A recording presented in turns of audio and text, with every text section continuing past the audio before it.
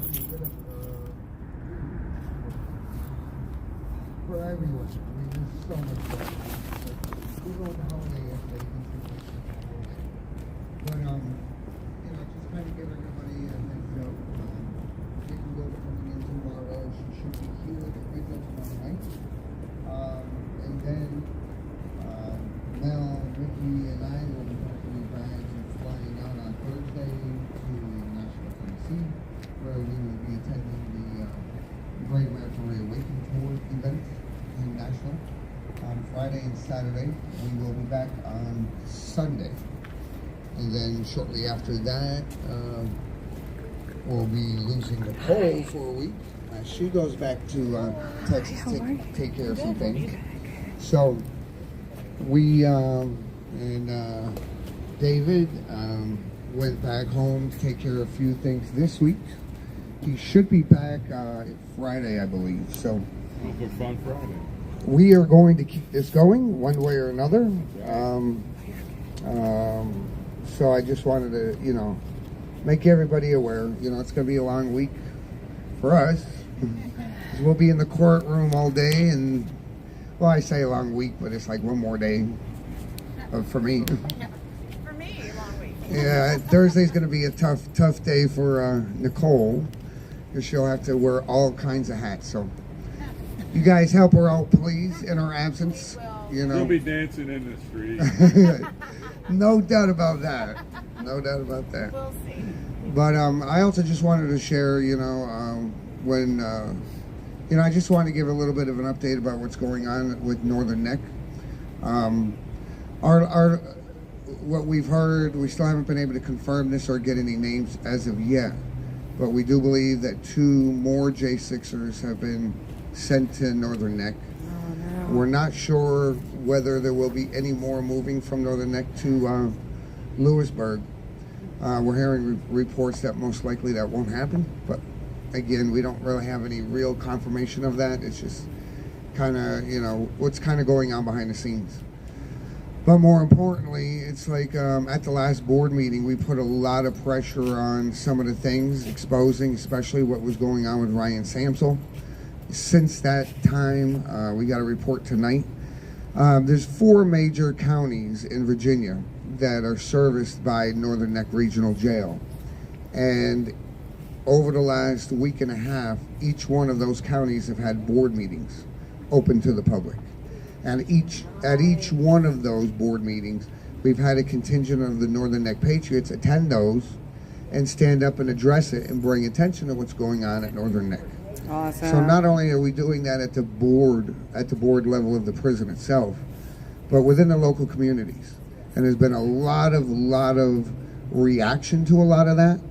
I mean, these guys were, when they stand up in these county board meetings, they're given like 3 or 4 minutes.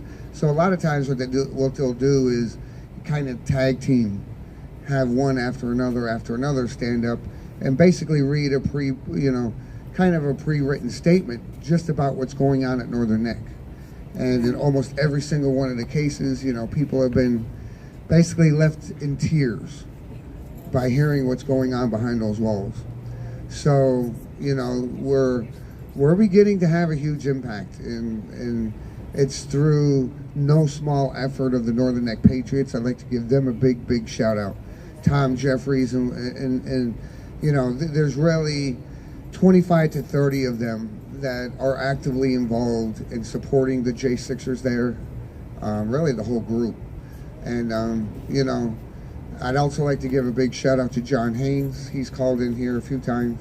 He is the editor of the Northern Neck Sentinel. And he's been, his work with the Northern Neck Sentinel and publishing the articles regarding J6 and Northern Neck and a lot of what's going on there has been huge in this effort. I mean, more and more continues to come out. There's certain things that I certainly don't want to put into the open just yet. But we're continuing to do a lot of research, a lot of investigation. People are continuing to come forward within that community, where there's probably 5 or 6 different angles that we're approaching it from. The one thing I will say is, you know, there's a lot of indication that there's FBI involvement in a lot of the stuff that's going on there. Marshal involvement from very high up in terms of what's going on there. And we're not going to rest until we expose it and justice is served. And it's not just for the J6ers, but every single inmate that's there. You know, the way that they're being treated as a facility. You know, James Grant called in the other night. You know, things that if you and I were arrested tomorrow and were to go into any jail across America, we would be given basic things, basic toiletries, bar of soap, toothpaste, toothbrush. Northern Neck, they charge for all of those things. Nobody gets it for free. That's what happens when you privatize these kind of institutions. Greed becomes the byproduct, sadly. And you know what? We've only scratched the surface of what's going on at Northern Neck. And my opinion is it's not just there. It's going on all over the place. Yes, it is. Even here. Yes, it is. So, you know, I think, and I said this months ago, I think we have a huge opportunity at Northern Neck to expose a lot of this. And by exposing it there, creating ripples that reverberate across to all of these institutions, especially where our J6ers are held. So I just want to give a little bit update about that. You know, we need to keep on going. You know, it's a true testament, you know, to using truth to expose the lies and the slander. You know, the sad reality is you see these prison walls, you see these gates. What happens behind those is kept out of the public eye. And I think that's one of the side benefits of the J6ers and the J6 community coming together. We're the eyes on the inside now. And we not only have to be the voice for the J6ers, but for all inmates. Because how they're being treated on the inside, it should never happen on American soil. We're better than that. And we owe each other to be better than that. So, you know, it's one of those things, you know, like I said, it's a testament. You know, you expose the lies and the slander and the corruption that happens by dropping nuggets of truth bombs. So be bold, speak the truth. Always. Nicole, where are you going? I think she wants to dance. I know. I mean, it's like she couldn't wait to grab the mic from me. Now she's running away. But there's a lot going on in that courthouse. I'm gonna let Nicole give an update on everything but the Proud Boy trial, because it's like I think I'd like to do that update with you, because there's a lot of back and forth that we could have that would be much more informative. But there's so much more that's going on in that courtroom than just a trial of the century. Yeah, there's a lot. Oath Keepers 2.0, they are going to be having closing arguments tomorrow. There's been a lot of back and forth because the government edited a video that showed the cops waving that particular Oath Keeper line in. And the government edited that out of the video that they were showing, which we've seen them do in other cases also, but they really have to show that. They didn't show it in the first Oath Keepers trial because it wasn't that line of guys and gal. But in the second one, it was them. And so they have every right to show it. And Judge Mehta really tried to keep it out. But it's in. So, you know, jury got their instructions today. They'll have closing tomorrow, and then they'll go into deliberation. So we really need to keep them in prayer. I know that there's a lot of anxiety. I saw Mr. and Miss Vallejo today in the cafeteria, and they're just such a great couple. And Mr. Vallejo, he never even came into D.C. He stayed in Virginia. You know, so I just keep them in prayer. I know that their anxiety level is just off the chart. And Pauline Bauer will be going to trial this week. She was held here in the D.C. jail for quite a while. And then she was allowed out so she could prepare for trial. Because it's just so hard for these guys and gals to get any discovery. Big O Barnett, he will be testifying on his own behalf tomorrow, and that should be amazing because he has a great personality. The jury's going to love him, or I think they will. These people in D.C. are kind of weird. You know, they may not think he's as lovable as I do, but he's definitely over the top. He definitely is. So has a great attitude about it. Brad Geyer, who was he was also the attorney for Ken Harrelson and the Oath Keepers. He's also one of Big O's attorneys, and he really brought up last week and really pushed the envelope on asking the officers about coordinated agitators. And Brad, even in Oath Keepers, really slowed down the video and showed the jury hand signals of them waving different items up to the front so they could bust through that door. You know, and he kept asking, who are these people? Why aren't these people arrested? You know, I mean, and that was his push. And in this case, he asked the officers, so you led all of these protesters down a one-way where it dead ended at the Capitol, and the attorney, huh? Oh, okay. So Randy has the article, but Brad really pushed it. I mean, he was saying, you know, did you see any professional agitators with coordinated acts? And, you know, the officer lied and said he didn't.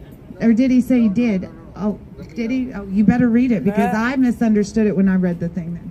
No, it actually came out the other night. I don't know who joined the Gateway Pundit Twitter Spaces, but it actually came out there. Julie Kelly mentioned it.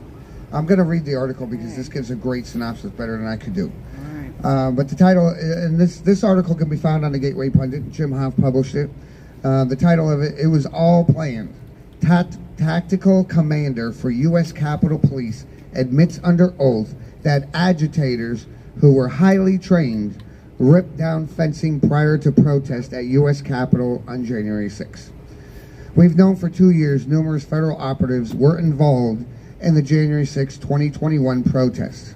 On Sunday night, Julie Kelly from American Greatness, along with several J6 prisoners, conservative reporters, J6 family members, and even liberal trolls, joined in the J6 Truth Exposed Twitter space hosted by the Gateway Pundit. Let's see. During the discussion, author and investigative reporter Julie Kelly dropped a bomb from J6 defendant Richard Barnett's jury trial last week. Julie discussed new evidence she wrote about in her latest column at American Greatness.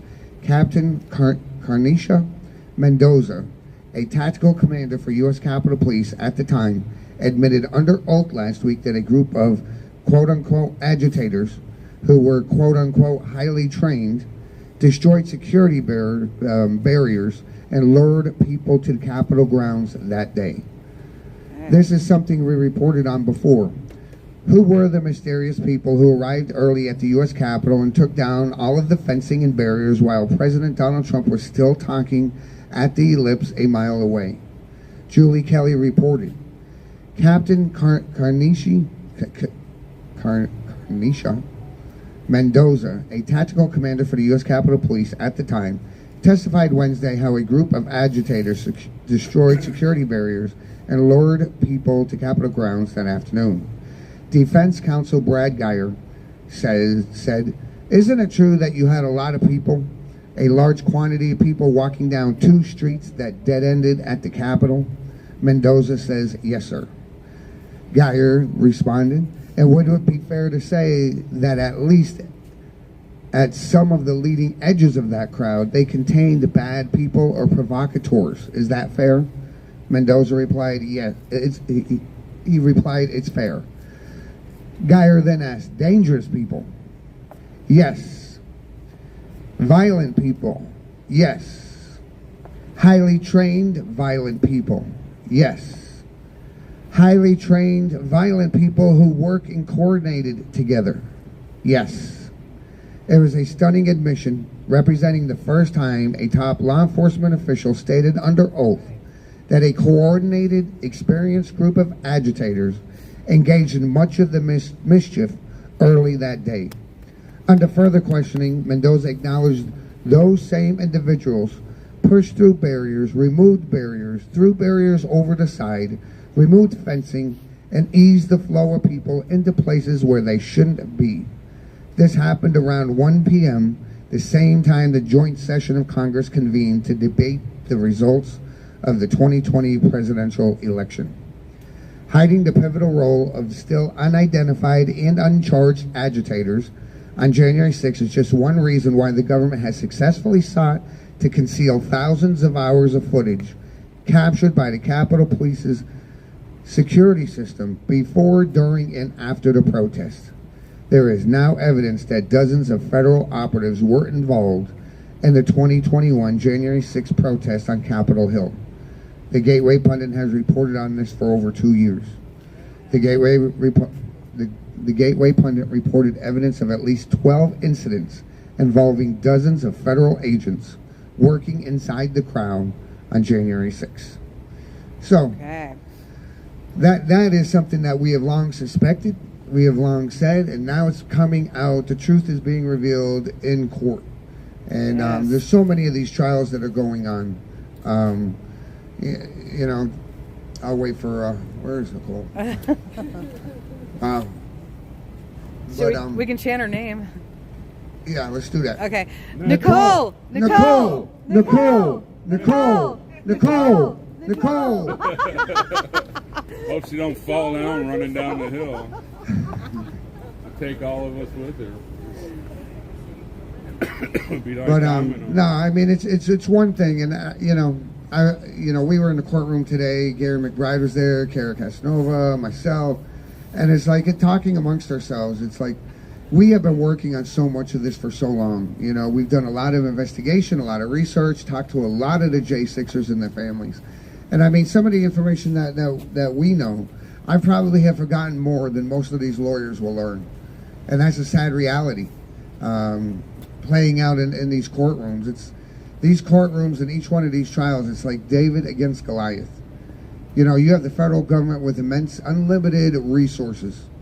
You know, sitting at the prosecution table at the Proud Boy, what would you say the annual salary combined there would have to be? Especially on opening day. I mean, the opening statement when now the FBI agents were lined up. Oh my word, yes. I mean, you have what, 3 or 4 of the top DOJ prosecutors? What is his name? Nestler. Nestler was there. I mean, you got to be talking easy $2 or $3 million a year salaries just for these clowns.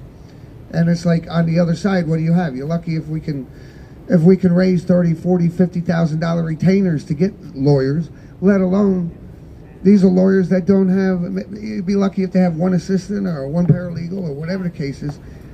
And it's insane, you know. But you know what? You know what we have on our side? The truth. And you know, sooner or later, that truth will prevail. Justice will prevail.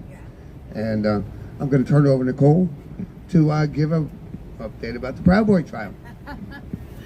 I feel like I've been saying it all day. When we got there today, the prosecution, and it's part of their smoke and mirrors, it's part of them, just like Randy just said, they have the sheer might of the United States just right there at that table.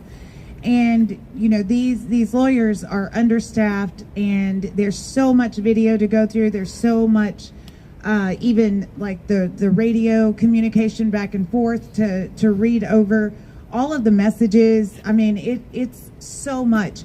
And the prosecution at 9:45, 9:50 at night will drop an email, drop some evidence, adjust their witness list. Well, you wouldn't think that would be a big deal, but you have to prepare for that whatever witness you think you're going to be seeing.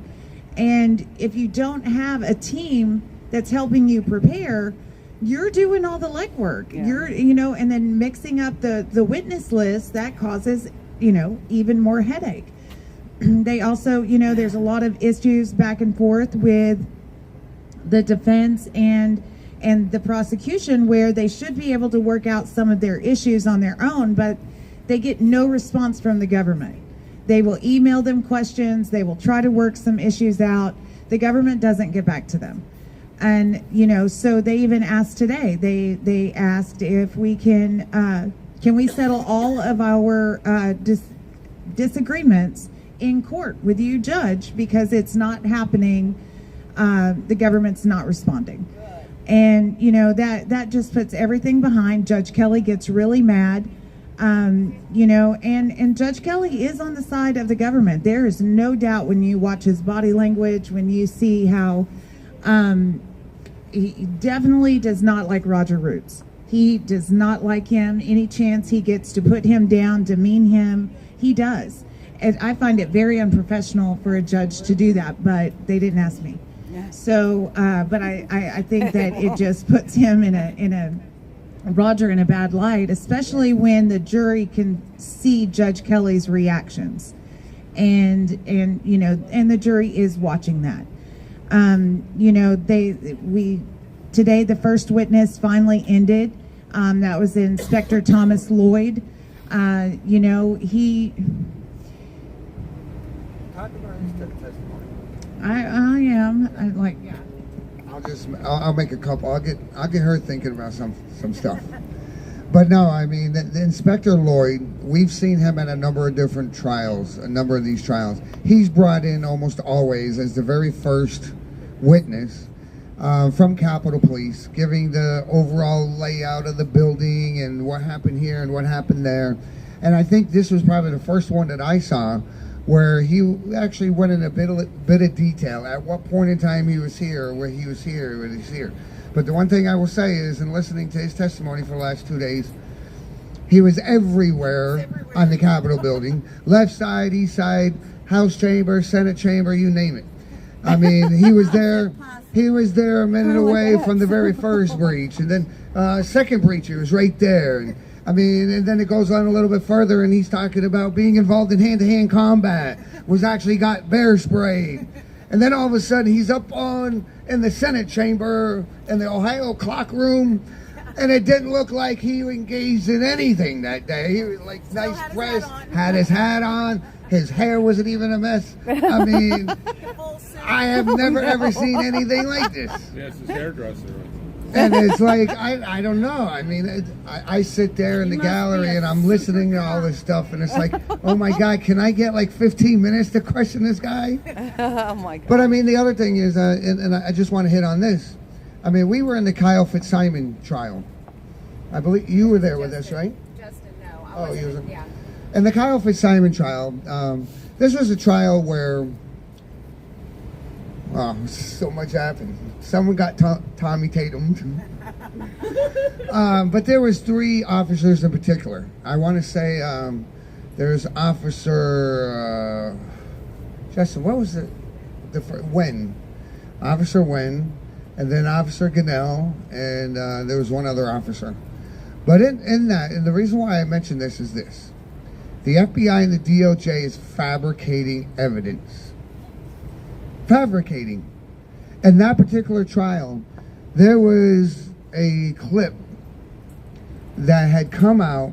Now, Kyle Fitzsimon wore a chef jacket that day, white coat, right, in that tunnel.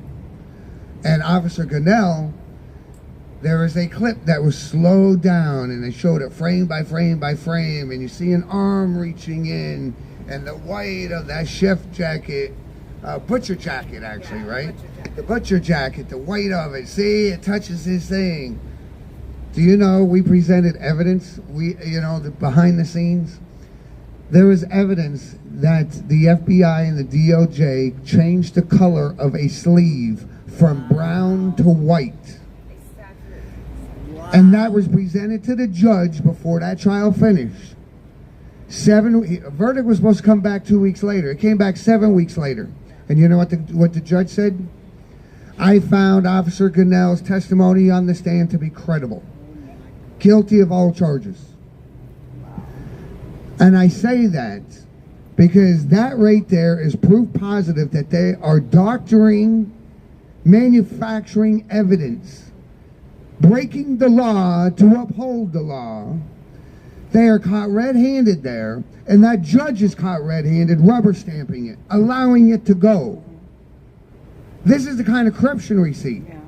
And I'm setting this up because there was something that happened today that came out of a clip that was shown on Friday along the same line.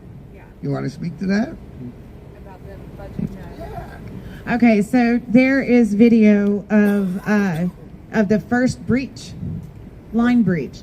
There, the second. Okay, so it was the second breach, and they're showing all the people up there. Well, then it glitches out, but you see Ray Epps up at the front. You see all of that go down, and then it just completely glitches, and then it just goes on. Well, when it glitches, it skips over a whole period of, or a little space, which you see things in that. You know, I've seen video not in this particular trial, but I've seen it in others where, you know, it's saturated to where they're trying to point something out. Well, when you saturate, as everybody knows, it changes the colors all around you. Yep. And, you know, and they're just trying to highlight a certain thing. Another thing they're kind of fabricating, and this is the first trial where I think they're up to four times they've asked for a mistrial so far in Proud Boys. Good. Yeah. Nick Smith asked for one today because of misrepresenting the evidence, having these defendants guilty by association. You know, they ask questions of, well, what does this rioter, is what they call it, what does this rioter have in his hand? Well, that rioter is not sitting at that table. That protester is not sitting at that table, but they want to show that he has a bat in his hand. Well, that has nothing to do with them, but to the jury, they just see it all as one crowd, and that's really what they tried to do. They show really inflammatory videos. They showed the video in the tunnel. None of the Proud Boys are in the tunnel that's sitting at that table, and they showed the tunnel video. They showed the cops stuck in the door. You know, and that is, and you can see the jury's faces. They wince, you know, because it looks very violent, but they were not in there. How can you misrepresent? And in the beginning of it, they kept objecting. None of that evidence was even supposed to be in there. But Judge Kelly took the government at their word that they were going to tie it all together. They were going to try to tie it together with A.J. Fisher being around the Proud Boys that day and having communication with them, maybe celebrating with them at the Airbnb. He is still not charged on that indictment with them. It has nothing to do with those people sitting at that table. And more importantly, his lawyers sent a text message or an email to the lawyers today after hearing all of this stuff and categorically said, my client never communicated with any of those defendants, never did any of that. So what the prosecution is trying to allege, they will not be able to. And this went into the whole thing, and this is how it all ended at the end of the day, where the judge was, you know, before we start down that road and expose a lot of this video to the jury, the government's going to have to proffer the connection. Because the idea is, the only way it should be permitted as relevant to this particular case is if you can show some kind of causation. The defendant sitting at that table caused that to happen, incited that to happen, whatever. And that's the crux of this entire trial, seditious conspiracy.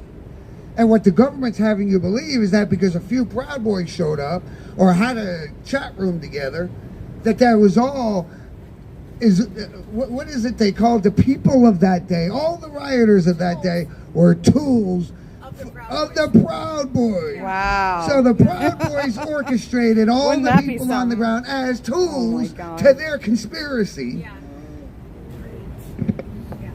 It's a load of shit. It really is. And I just want to go back to the whole falsifying and falsification of evidence. One of the things that happened, we've talked about it a number of times on this.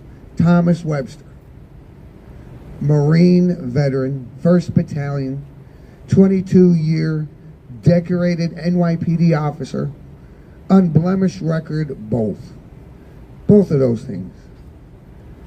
Showed up on Capitol grounds that day, started to see the barrage and the violence against the protesters. went up to the front line. I'm law enforcement. What are you doing to these people? Then there was an exchange. A cop on the other side charged at him 2-3 times, stole his flag, took his flag from him, and then punched him in the face. His defense was self-defense. It wasn't until a week before the trial, a video from way up high, like from that camera, was finally released that actually showed what he was talking about all along. But that video that was produced was so low resolution and so poor quality that the judge was allowed to, you know what? I think he's making that up. I don't think that's what happened. The officer said he slipped in the mud. I just touched his shoulder. It was a full-on punch with a weighted glove, direct to his face. This is a police officer that's been in a lot of encounters throughout his career. I know. And he never saw more stars from that than he did in that one hit. You would think that a decorated veteran, a decorated law enforcement, career law enforcement agent, his word would take precedent over the rent-a-cops that were there that day. Right. But no, you know where Tom Webster is right now? Serving a 10-year prison sentence. Bullshit. And this is the thing. This is what we discovered later on.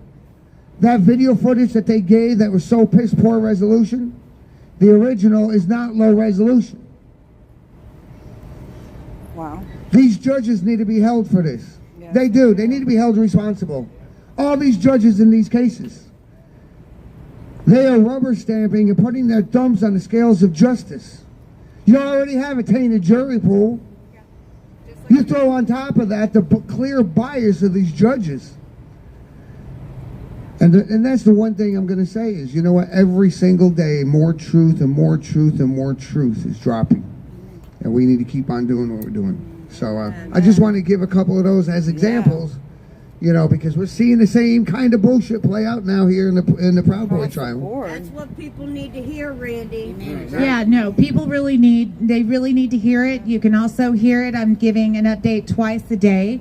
You can text TOTC to 844-837-9924. And that is how AJ Fisher's lawyer found out, by the way, is that through the update, and was able to contact Nick Smith. So, you know, we're going to be doing that every day. It is important that this information gets out because, you know, our people are being prosecuted and persecuted, and we got to try to stop it. Railroaded. I just want to say one other thing. Correct me if I'm wrong here, but when Nick talked about the mistrial thing, I think, wasn't he the one who brought up, apparently there's a 122-page report that was done with the January 6th Unselect Committee that they have not released. It has to do with social media messaging from that day. That is now at the National Archives under seal for 50 years. Something like that. Yeah. Exculpatory evidence. Potentially, I should say potentially, allegedly, potentially exculpatory. We don't know because we haven't seen it. The lawyers don't know because they haven't seen it. This is in the possession of the government. It's a Brady violation for the government not to turn it over. Amen. But Congress gets to, what, seal it for 50 years?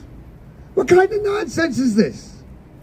And that's the whole point. That, you know, I just wanted to add that in there because that came out early this morning. Yeah, I think that, you know, I feel like that the defense, you know, they're starting off on their back foot because everything is against them. Just like Judge Kelly okaying them, showing the videos of the government at their word that they were going to tie it all together. In the end, it wasn't tied together. They've already tainted this jury. They've already made them guilty by association. And, you know, it's hard for a jury to get that image out of their head of those police stuck in the door. What shouldn't be hard to get out of their head is that they had video, Nick Smith brought that up, they had video of Ethan Nordine walking into the Capitol with police officers on either side of him, just letting them walk in. You don't see him say anything. Well, when they ask Inspector Lloyd about it, he says that is a defeated police department is what you're looking at. Yes, yes, and you know he did. He got a little touchy today because he was pushed pretty hard by Pattis.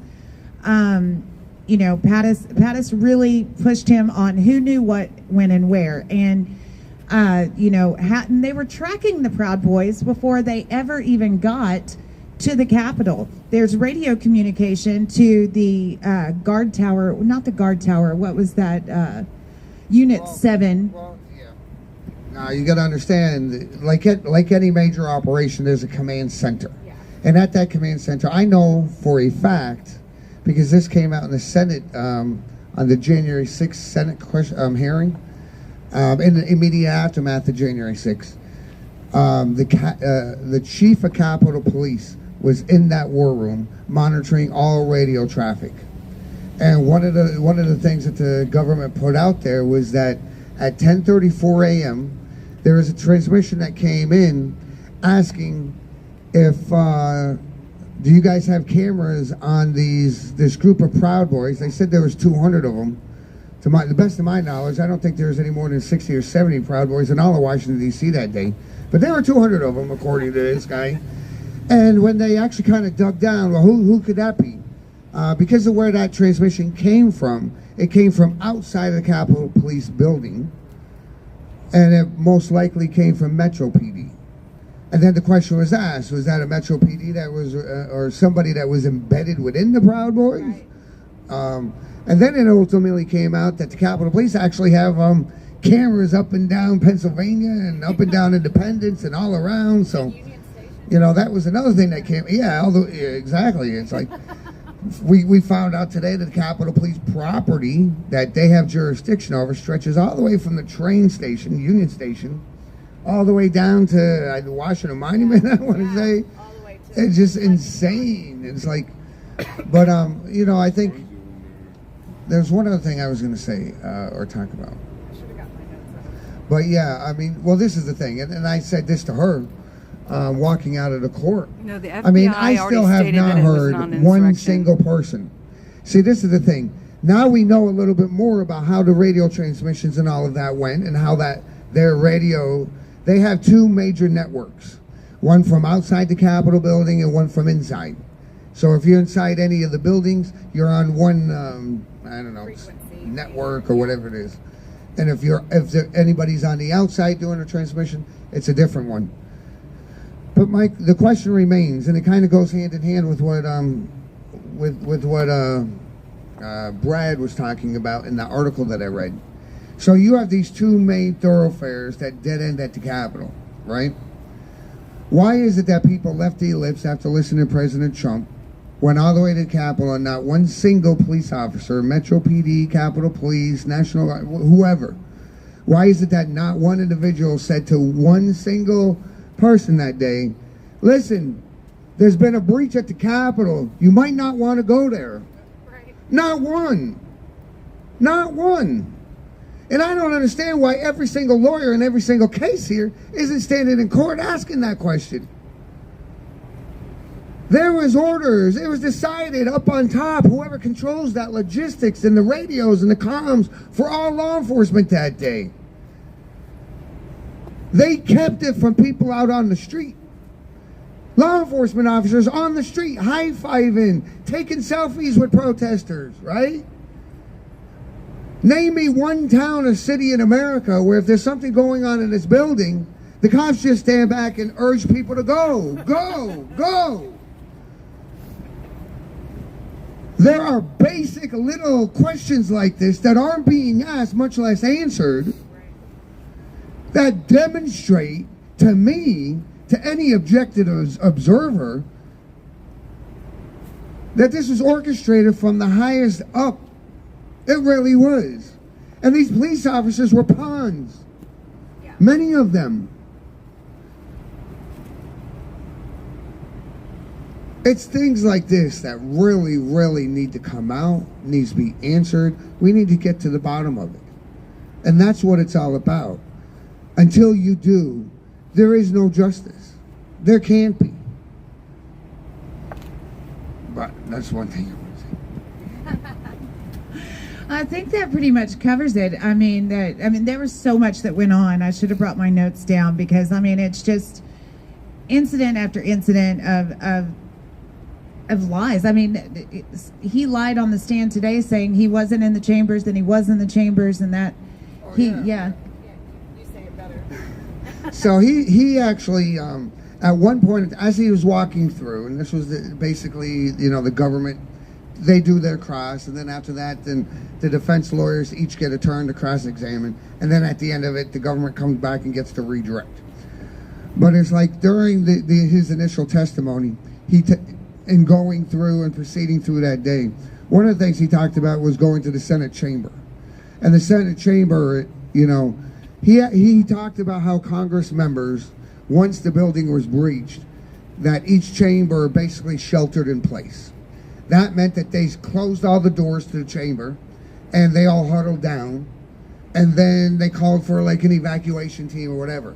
Well, he led the evacuation team on the Senate side of things because he even testified. He was like, he was standing outside of the west side door that nobody else knew about, and I knocked on the door. My guys on the inside were hesitant. They didn't know if I was knocking on the door under duress. There was a gun to my head, blah, blah, blah, blah, blah. Right? That's what he said. So he said it took a little bit, but they finally opened the door. We escorted, and they played a video of them escorting the guys, the Congress members down the stairs, and then out a hallway that's never used, or whatever the case is, right? Now, fast forward to when he's cross-examined. And I forget exactly who it was that was questioning him today. But basically, it went along this line. It's like, so, if these guys are sheltered in place, and you're saying this is basically the last stand, it's like almost like the Alamo. Well, he didn't really say that.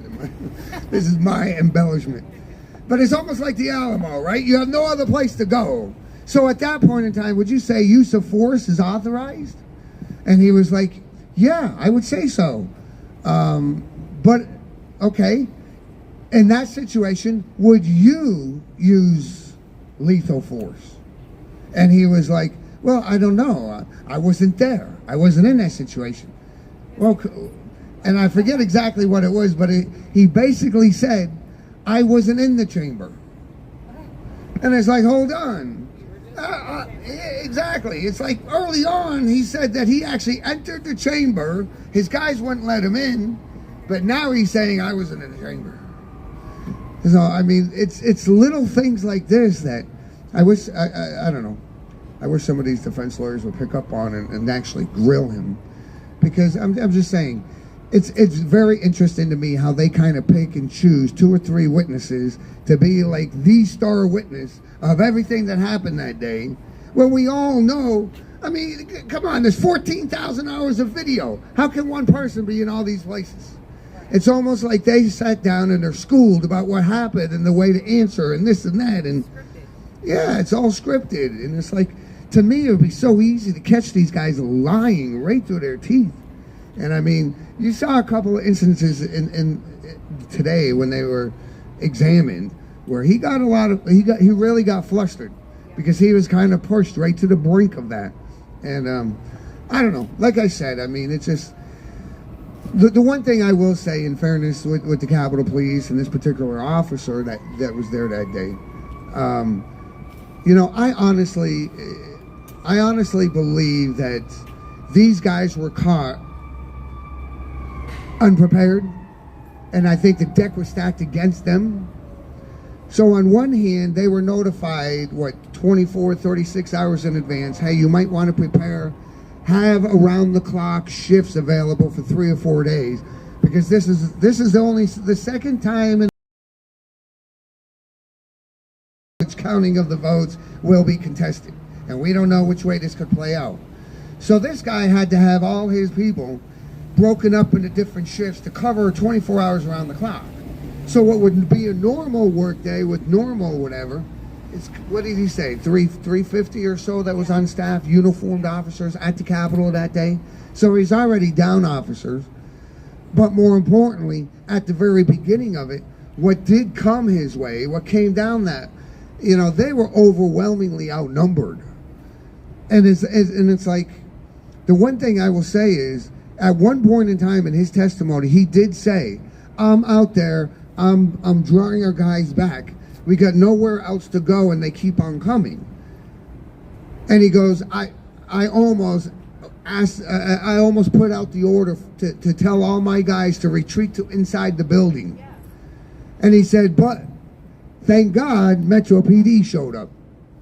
Now, the one thing I will say is, in the videos that they even showed in trial, the moment Metro PD showed up there, that's when the violence took off. And what he was saying is, prior to that, he had even, and this was in the radio transmissions, he had asked for a less than lethal force. And he even said in that radio transmission that day, these guys, these less than lethal, and he testified on the stand as well, that they are trained, that when they deploy, they pick an agitator and they focus on that agitator and only fire at that agitator. The 20-minute barrage that we have all seen videos to went up over the heads of the agitators into a largely peaceful crowd. You ask me, the blame for that falls at the feet of the Metro PD. Seriously. I think Capitol Police are properly trained. I think they started out that day with exercising and living up to that training, and I think they even went above and beyond with what they were facing that day. But I think they were put in a position to fail. And they were put in a position to fail from someone high up like Nancy Pelosi, whose own office and staff members in their office rewrote the security plans 2 or 3 times in the 3 days leading up to it. Yeah. And I dare say, and I'm a nobody, right? I have absolutely no power in this world. But I dare say Mayor Bowser had a big part to play in this. And I say that there are members or squads within Metro PD that showed up there that day looking to fight. And that's why when they stepped on the grounds, you had a 20-minute barrage throwing everything, rubber bullets, flashbang grenades, tear gas, over the instigators into a peaceful crowd. That escalated everything, not de-escalated like law enforcement's taught to do. And I'm telling you, this is what I'm saying. January 6th, and I've always said this from day one, sit down and just watch a few hours of footage from all sides of that Capitol at different points in time during the day. Trent S. Evans went there. He never saw violence. In his entire time there, he never saw violence. This is what I'm saying. January 6th was a day of complexities.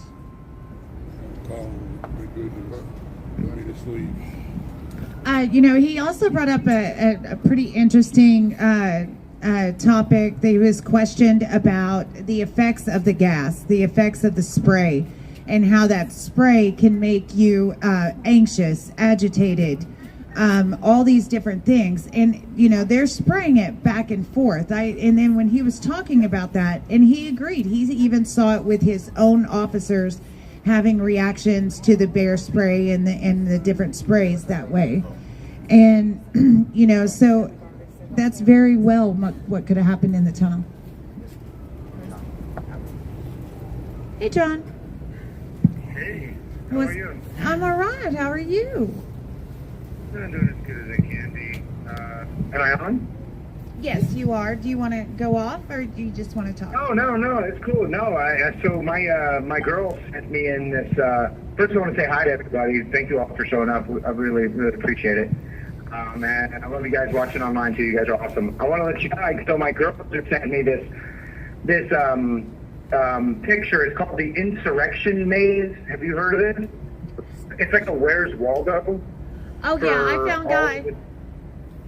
Yeah, number one dad on I know, it's hilarious stepping on the Constitution. Oh I know. It's just, so they got all of us. It's like there's like hundreds of characters in this, and apparently every single character is a real life person that was there on J6. And Kelly not only sent it to me on one page, but she also sent me 4 pages that I put together to make a giant poster of it. So it's a blown up version, and I had it out on the table on the pod today.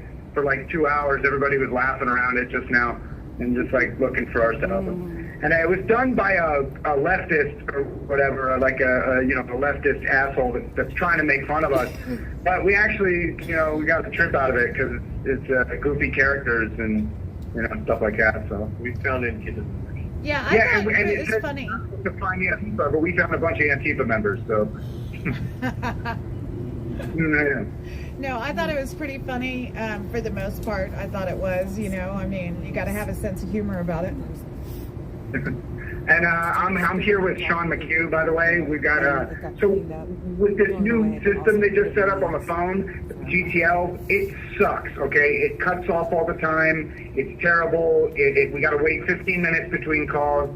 Can't call our lawyers. Can't call our lawyers because there's no private calls anymore. The only plus, and it really is eliminated because it cuts off all the time. But we can now use the phone on our tablet, which they lied for 2 years and said we weren't able to do these kinds of things, but apparently we can. So I've got you guys, one earbud is in Sean McHugh's ear and one earbud's in my ear. And we're talking to you from my cell, actually, so that's kind of weird. Oh, well, that's cool, Sean's though. here. Hey, Sean. Hi. Hey. What's I'm up? here. Did you find How's yourself? everyone doing? Put some clothes on. Yeah, it's really a bad depiction of me, and it's not accurate. And so if that guy who drew it is listening, shame on you. I'm going to look for Yeah, you. everything's alleged. Everything's It's alleged. Yeah, it's alleged. Yeah. All right, are y'all getting ready for a visit? Yeah. Oh, well, yeah. Are you? Yeah, we all are really excited about the visit. Oh, yeah, that's great. I'm really excited about the visit. So I'm trying to find someone to come visit me this week. I have someone for February 3rd, but the next 2 weeks I don't have anyone to come visit. So if you want to come visit me, Aw, sign up. I'll find someone to Yeah. visit you. Nice. All right. I'll get David on it. We'll find somebody to come see you. If not, All maybe my family's, all my family's on the West Coast, so all I got is our activists and supporters and friends outside. So yeah, I'd love to talk to you if you want to come talk. Okay, yeah. Sherry wants to ask y'all something. Yeah. All right. Do y'all know if Jeffrey McCullough is accepting visitors? He should be. I told him that you wanted to come up here and visit him, and I believe he put you on his list, but I can double check for sure. I showed him your name and address and everything like that so he can get it. And I believe he put you on his list, but I'll double check for sure. I appreciate And that. ask him. Thank you. Yeah, I'll have an answer for you when I call back for the anthem tonight. Thank you. Nice. Yeah, no problem. Yeah, sure, you're awesome. We love you. I love you guys. Love you. We were so excited to see you guys last Friday. It was really exciting. Yeah, it was cool to put a face to all the names out there. Definitely. Yeah. And even the guard that was in there said that there was an electricity in there. There was something going on, energy wise. It was all Lily. Lily. No, I mean, I would just say too. Let's just touch base with David to coordinate. That's how we've been handling it. So one person did reach out to me too. Wanted to visit with Bart Scheidler. So Awesome. we'll be coordinating that with David. Yeah, awesome. There's Yeah, Sean David and through Dudu. John. Yeah, David and Dudu taking care of that. Awesome. Yeah. Randy's sound? It's not so good? Yeah, we love you guys. You guys are awesome. There's an man. echo. We really Yeah. appreciate it. It's, They have a new phone system. you know, It's I'm terrible. so grateful for the visits. I'm worried that they're gonna just think that they gave us visits and then Congress and these people are gonna forget it or something like that. They're good now. Well, you know. speaking of, no, I think we're How going is to have that- our how day. How is that possible? Congress is dumping more and more every day.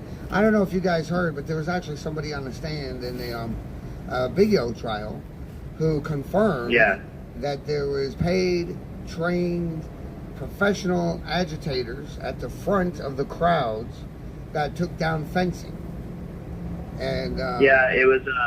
and so a tactical commander of the Capitol Police, admitted to that on the stand under oath. Yeah, I heard about that, definitely. Yeah. So that's good, and that's kind of what I was saying last night when I was getting cut off. You know, they've given us the case for entrapment with Nancy Pelosi lowering the security secretly and telling the sergeant of arms to act surprised. You know, the crime actually occurred in their minds first. We were just there to support our president and what we thought was a permitted demonstration happening later that day. I don't think that I know nobody had the intention to go there and harm officers that day. So, I mean, given all the information that's come out, we should be out of here, and we should have a real investigation into January 6th. And I'm really, really excited about Jim Jordan following up, and he committed yesterday on a radio show in Ohio, Akron, Ohio, saying that he wanted to get the January 6th detainees in front of Congress to testify about our horrible treatment for the last 2 years. That's right. So, Absolutely. yeah, so that's really awesome. I do not want to miss this opportunity. Yeah. And I have the most grievances filed here, so I'm not bragging or anything, but I'm definitely not going to turn down my collar for that. And That's only because Brandon Fellows has been moved from place to place the last few months.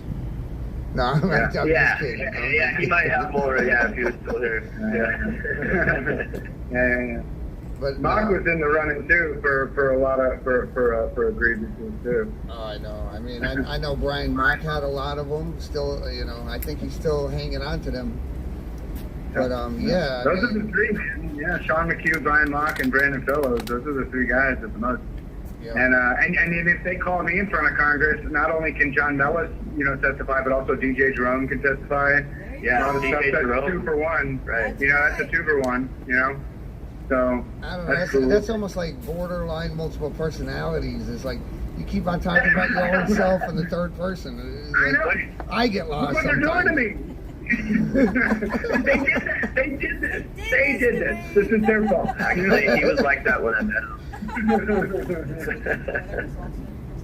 No, but unfortunately, all these grievances have been earned. So that's the unfortunate part about it. Absolutely. Let me ask you this. Like, I want to say was it Memorial Day last year when someone or a few guys made the American flag and you guys sang the the national anthem, and then immediately after they took you out and they destroyed the flags and all that. Was that last Memorial Day, or was it? There was some kind of a day. Last Memorial Day was the incident with That's Labor Day. Maccabee was Labor Day. Yeah, Maccabee. We were taken out of this incident, and it was the first Chase Mix memorial, wasn't it? Remember when they were making the flag? They were using the cardboard box that the toilet paper comes in or whatever. And then they were making American a big flag. And they had it hidden in themselves. Yeah. And it was Garrett and them were making that flag. It was huge. I believe it was noontime on Memorial Day that they stuck it out. Yeah, it might have been. And I think at the time there was 2 pods there, so maybe it was even before some of you got here. Not sure. So much has happened to us in here, Eddie. You have to get all of us. I know. In front of Congress. I'm trying to think. I'm trying to think in my mind because they had taken the guys who had made the flags and had taken them out. I don't know, for a day or something like that, and retaliated against them for doing it. You know what I mean? And I think the guards that did it basically said, you know what, F your flag, F your country, F this. You know what I mean? Basically spitting on all of you guys for being patriotic. What's crazy is they've done that so many times that it's like you lose track. They were doing that when we were singing the national anthem when we first got here. We were on solitary confinement for find our doors, and we were singing the national anthem, and God bless America. And some other guard from Corporal Holmes came from another pod, and he comes in to cut us down. And Scott Fairlane was like, we're just singing the anthem. And he's like, he's like, we're just singing God Bless America. And he's like, fuck America. And then he says like all sorts of, fuck yous, all this, and he's like, and then he leaves and he comes back in a back door with several guards. And he ripped the flag down then, too. Yeah, they take flags down. Remember, one of the guys went to like a video court in a different part of the jail that rarely we ever use for video court. Or like a legal visit, but it's a rare area they use. Oh, yeah. There's a fucking American flag. Yeah. There, like just dusty in the corner, like on a pole, on a flagpole with a bald eagle on, a golden bald eagle. Hell yeah. But it just sits there, it's just dusty, nasty in the corner. So he rolled it up. I don't know who it was. I don't want to say any names, but he rolled it up and he put it back. Stole it and snuck it back to the pod like a spy. It was awesome, dude. Well, and we honored that flag like it should be. We dusted it off and hung it up. Yeah, we dusted it off, hung it up. We kept it real safe. We would hold it up like we would put it back on a top here and hold it up with the guard's booth. The guard's desk is against the wall under the catwalk of one of the catwalks. We usually would hold the flag on the other catwalk where the guards could see it, but when we were holding that real American flag, they would hold it right above the guards on the catwalk above them, but they never saw it. So they didn't see it. So when we were singing the anthem at night, Yeah, screw them, man. You leave an American flag unattended in this facility, and we will find it, and we will steal it, and we will bring it back here. But we will honor it, yeah. Yeah. We treat it good. Yeah. That was awesome. No, that's awesome. Wow, that's awesome. Yeah, we did so much, man. We did so much. We put them up on the wall, and they would rip them down, and then we just learned we got to have Garrett does these amazing artwork on the flag. So what is it? Is it the national anthem, or is it the First Amendment that he has on the flag? Yeah, he makes all sorts of different American flags, gold, and then he'll Pledge of put different Allegiance, patterns and designs in them. I think I've seen. He'll do the Pledge of Allegiance on them. Yeah, he'll do like the First Amendment. He'll do like.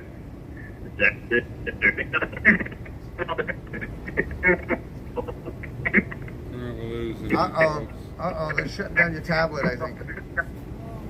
You have 1 minute remaining. Wow. Thank you for everything. You are awesome, man. You love it. Sherry and Nicole, thank you guys. All I heard in that was, Randy, you're awesome. Yeah, woo! And Sherry and Nicole and everybody else out there, you guys are awesome. Yeah. You guys are awesome. And Right. this is for you guys. USA! All the way. USA! All the way. USA! USA! All the way. USA! All the way. Woo! Love you It guys. sounds like those hecklers have gone finally. Yeah, they spread some dog crap or something out here like that was going to stop us. Not going to stop us. No, you guys should do. We got to. I'm going to pal out with you about some ideas for them. That is legal but annoying for them. We should do some stuff. Okay. Yeah. Stink bombs or something. Thank you for using Global Telling. Right. That was good. That was a good call. That was nice hearing both of them at the same time. Oh, I know. And I haven't said much to you guys. Thanks for being on here. I don't talk when they're talking, or Randy or those people. Hear what they're saying, folks. Everybody say hi to you. Hi, Andy. I will say hi to you if I see you go by. Hi, Evelyn.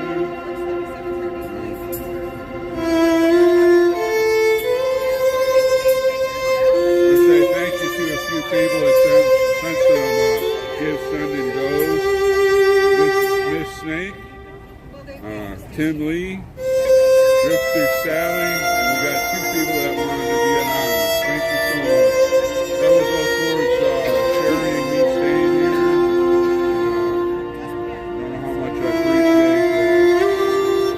God bless you. Bless you for that. Put it to use to get our house and electric and whatever we need to have. I down, and oh my soul so weary. When troubles come and my heart burden be, then I am still and wait here in this silence until you come and sit a while with me. You raise me up so I can stand on mountains.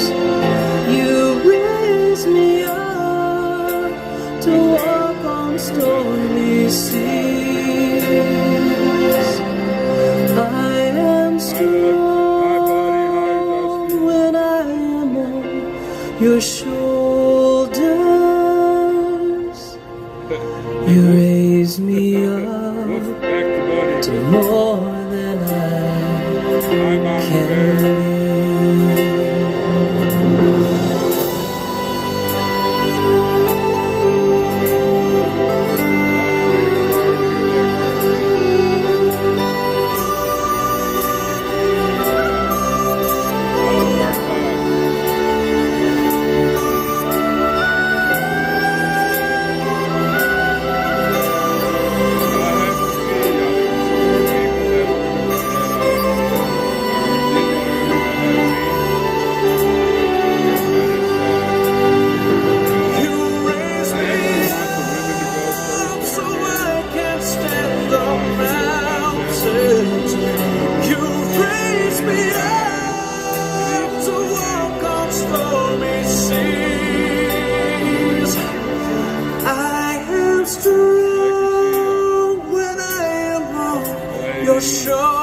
Shoulders, you raise me up to more than I can be.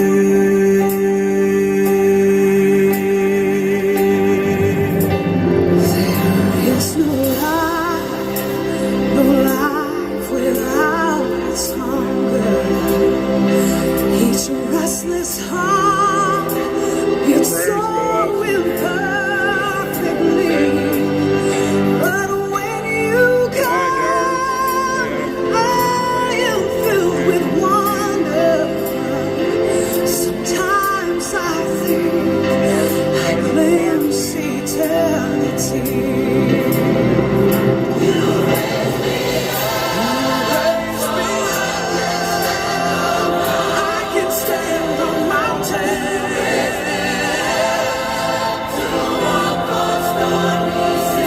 The stormy sea, and I am strong when I am on your shoulder. Oh, you raise me up to more than I can be.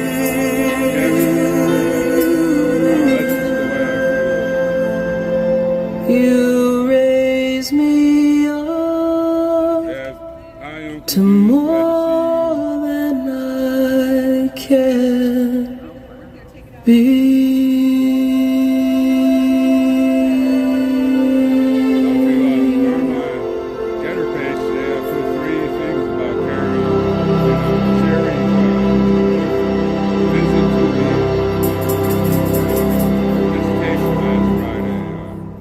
Mags had her on, and he did 3 segments. Very good.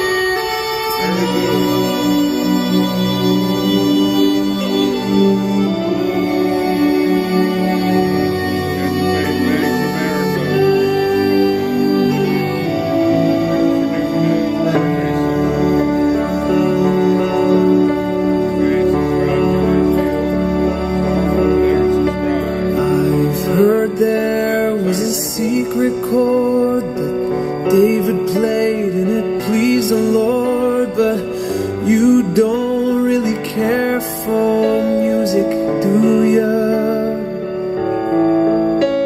It goes like this: the 4th, the 5th, the minor fall, the major lift, the baffled king composing hallelujah.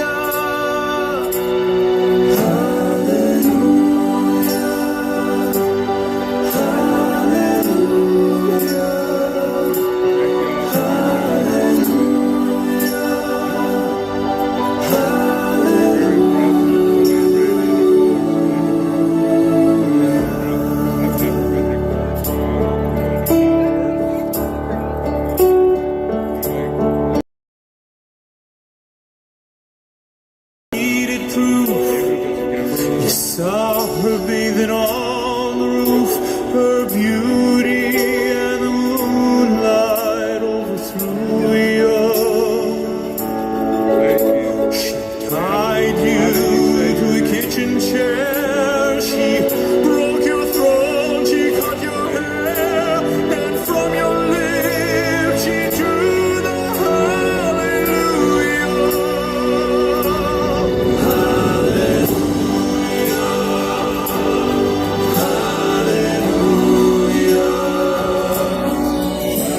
Wow, lots of interesting things going on. Yeah, hey, I gotta run. So we got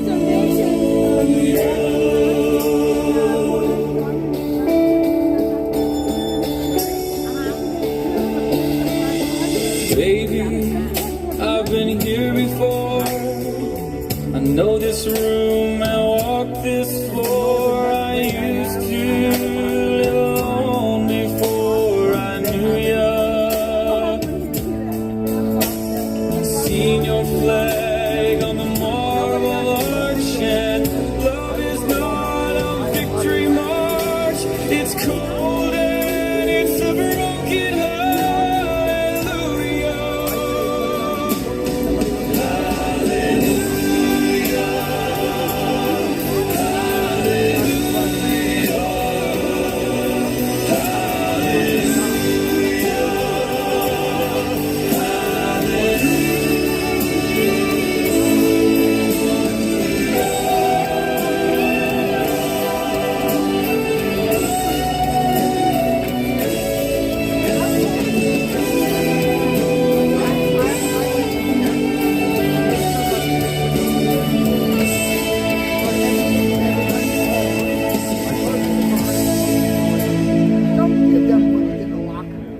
Did my best, it wasn't much. Couldn't feel, so I tried to touch. I told the truth, I didn't come to fool you.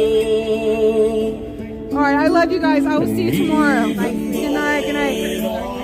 Good night, Justin. Good night, y'all. I'll see you tomorrow. Good night, Sonia. Oh, wait, say it. You know they love that. Say goodbye. I'll see y'all tomorrow. God bless you.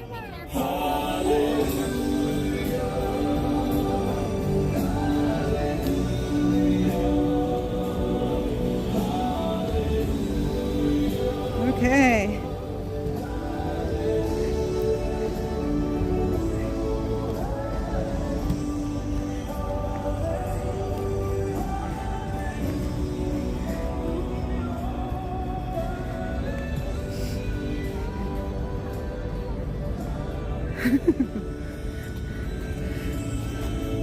Is that my car? It is. Okay. I don't recognize it without the thing on. So if you guys want to continue to watch the rest of the vigil, hop on to Freedom Express Media, or Stormtrooper is actually here. 1796 Stormtrooper. 1791. Oh my gosh, Stormtrooper.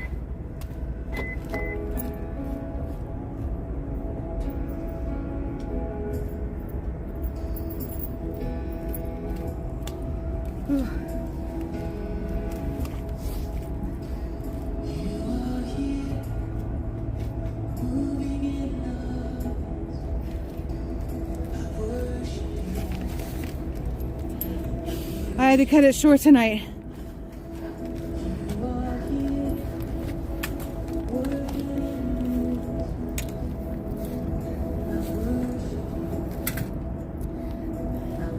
Thank God the agitators weren't there tonight, but they were there earlier and apparently threw dog poop all over the sidewalk. God bless Sherry. She had a dustpan and cleaned it all up, so now her hip's bothering her.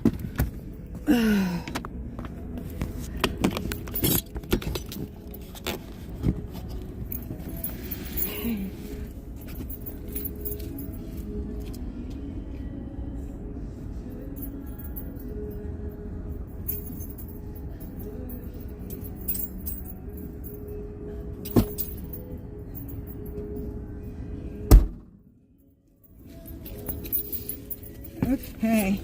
So, look how misty it is, you guys. It was getting everything wet. Wow. Hi, Stu. So, everything's fine. I just have to leave early today, and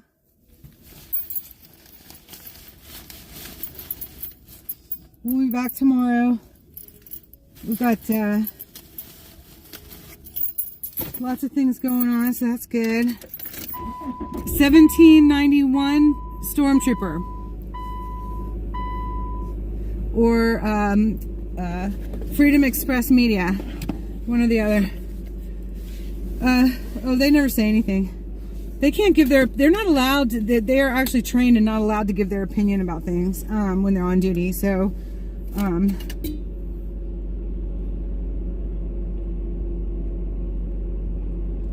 that's why it was so amazing when the Capitol policeman made sure he was totally out of my camera range when Mickey was getting arrested, and when I said we need to bring healing to this country and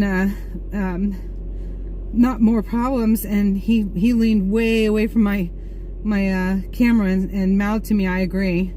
And that's why you heard me say quietly, "Thank you," before I disengaged from our conversation. So, because they are trained not to give opinion at all.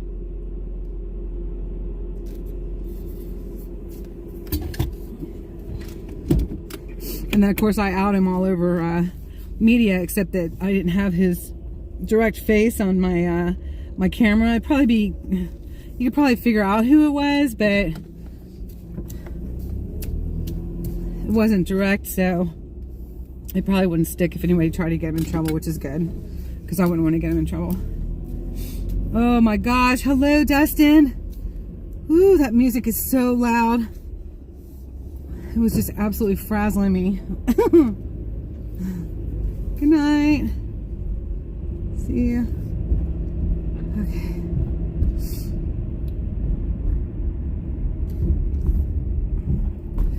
I'm gonna have to get some noise cancelers or something. I don't know. That is so loud down there.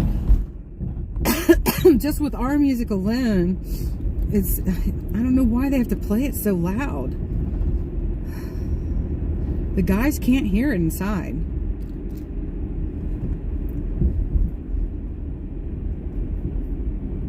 Anyway, it was a good day. I pray everybody else had a great day.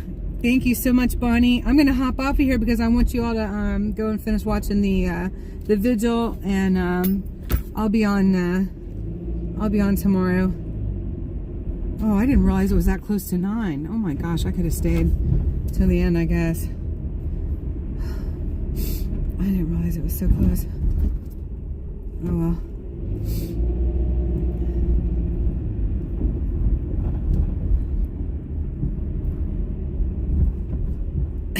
You think so, Sandy? I don't know. I might get a whole earful, long explanation of why I should just let the music be loud. I don't know. It's just me. It's his vigil, you know. It's his vigil. If I can't handle it, I can't handle it. I'll figure it out.